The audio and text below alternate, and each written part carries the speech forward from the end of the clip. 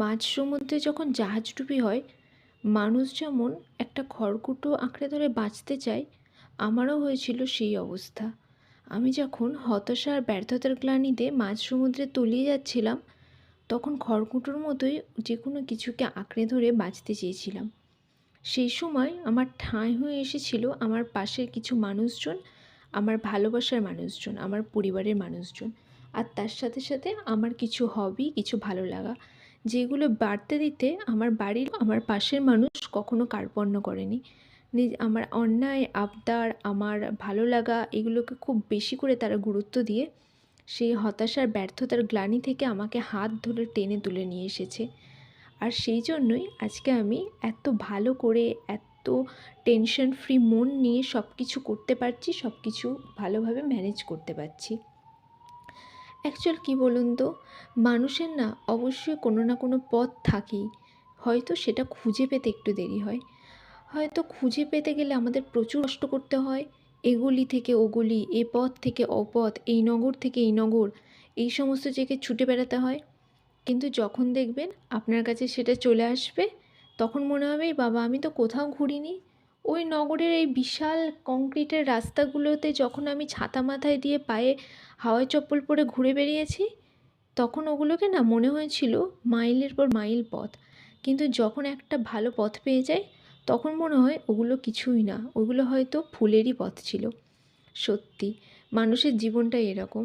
যখন এত কিছু কথা মনে আসে, এত কিছু ভাবনা চিন্তা মনে আসে, মনে হয় জীবনে আর কিছুই হলো না, কোনো মানুষের উপরই হয়তো ডিপেন্ড করে বাঁচতে হবে। কিন্তু মানুষ যখন মনে একটা জোর পেয়ে যায়, বল পেয়ে যায়, তখন তার মনে হয় যে না, একটা ছোট জিনিস থেকেই, ছোট কুঁটি থেকে সে একটা ইমারত গড়তে পারবে। এটাই হচ্ছে মানুষের জীবন। অ্যাকচুয়াল না, মানুষের জীবনে ভালো করে থাকার জন্য দরকার তার একটু পজিটিভ মেন্টালিটি, একটু চেষ্টা, আর অবশ্যই তার পাশের মানুষগুলো যেন ভালো হয়, তারা যেন তাকে প্রত্যেক মুহূর্তে সাপোর্ট করতে থাকে। যে জিনিসটা গেছে তাকে চলে যেতে দেওয়াই ভালো, আর যে জিনিসটা আছে তাকে আঁকড়ে নিয়ে থাকাই হচ্ছে বুদ্ধিমানের কাজ। আর এইভাবেই এখন আমি জীবনটাকে চালিয়ে নিয়ে যাচ্ছি। আমি বরাবরই খুব সাজতে গুজতে পছন্দ করি, কিন্তু আমার এই সাজ দেখলে তোমরা ভাবে এটার কী সাজ হলো, আমার থেকে অনেকে অনেক বেশি সাজতে পারে।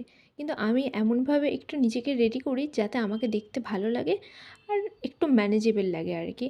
আমি কিন্তু একটুও মেকআপ পারি না। এই ফাউন্ডেশনটাই মনে হয় এই কত বছর পর ভালো করে ইউজ করছি।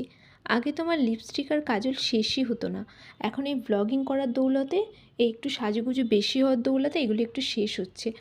আগে লিপস্টিক আর কাজল পরে পরে এক্সপায়ার হয়ে যেত, কিন্তু ওগুলো ফেলেই দিতাম না, থেকেই যেত, হয়তো ওগুলোর ডেটও দেখতাম না।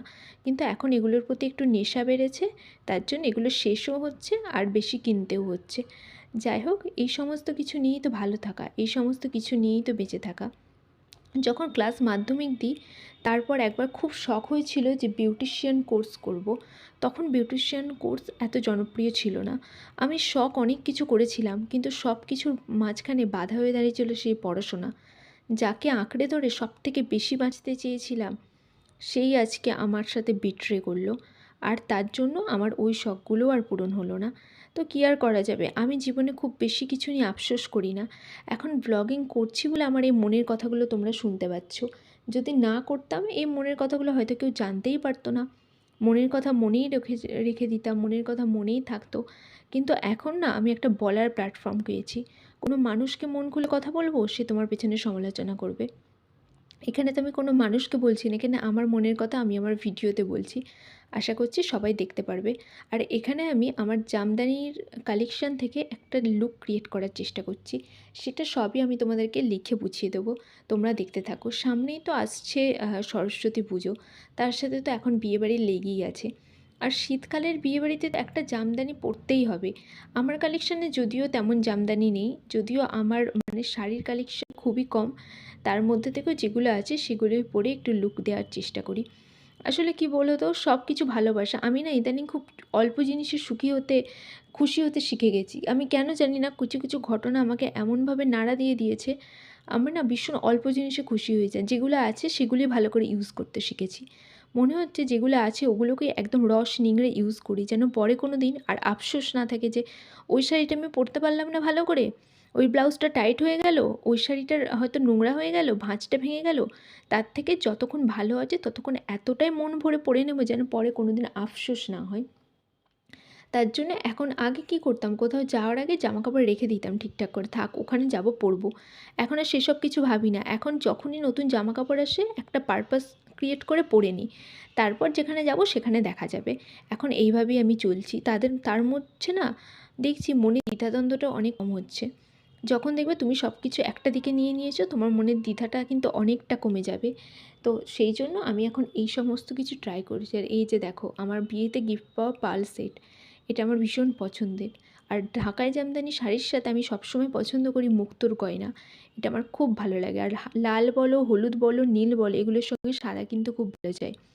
তার জন্য আমি পরে নিয়েছি একটা ওয়ান লাইনার পার্ল সেট, তার সাথে যে মেকআপটা আগেও করেছিলাম ওইটা, আর জাস্ট মুখেতে একটু ফাউন্ডেশন আর যা কিছু দিলাম তোমরা দেখে নিলে। আর এই পার্ল সেটটা বেশ সুন্দর দেখতে। আমার এর সাথে একটা করে যে কানের দুল আছে ওগুলো আমার ভীষণ পছন্দ হয়েছে। আর এর সাথে আমি ম্যাচ করে নেব হচ্ছে আমার এনগেজমেন্টের এই পার্সটা। সরি, পার্সটা তো পরে নিচ্ছি, আগে তোমাদেরকে দেখাই আমি কী নিচ্ছি। আমি পরছি এই ব্যাঙ্গেলসটা, যেটা আমি কিনেছি এই দিন মেলাতে গিয়ে। তো এগুলো কেমন ম্যাচ হচ্ছে তোমরা অবশ্যই জানিও। আর আমার জীবনের একটুখানি গল্প তো আজকে তোমাদের সাথে শেয়ার করেই দিলাম। আস্তে আস্তে আমি সব গল্পই শেয়ার করবো, তোমরা সব কিছুই আমার সম্বন্ধে জেনে যাবে।